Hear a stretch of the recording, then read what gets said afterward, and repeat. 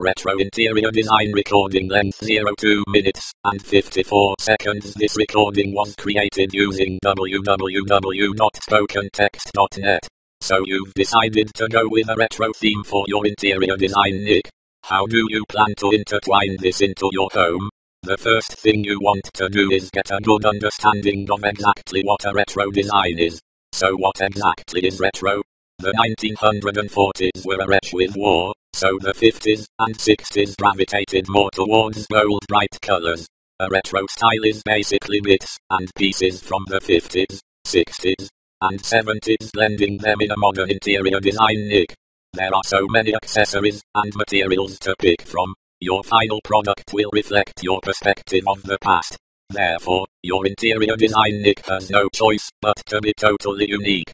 The 50s, 60s, and 70s all contain different shapes, color, materials, and other artifacts that left an influence on us all. These days, anything from these 3 decades is again fashionable. There are no strict guidelines to a retro interior design, Nick, but it is easily recognized when discovered. Where do I start? Well, you could start by searching on the internet and fingering through some magazines. You can also attend exhibitions and showrooms. This way you can get an idea of the type of color schemes, layouts, and furniture you like for your interior design, Nick. Look at how the furniture is placed and the materials it is made from. Consider the lighting and how it affects the room. Check out the ornaments. Also, note how the floor and wall coverings are implemented. Take what you like from each decade and create a retro interior design, Nick, all your own. The 70s were full of fun and passion, and you can see it in the interior design, Nick. Brightly colored rooms reflect this era precisely. The 60s were full of brightly colored flowers, patterns, swirls, and things of that nature. This is why the 70s were more into bright colors without the patterns. As far as furniture goes, plain colors were used in contrast with the pillows and cushions. The flowers from the 60s were a memory, and metallic was the new thing for their interior design, Nick. In the 70s there was a lot of mismatching of colors.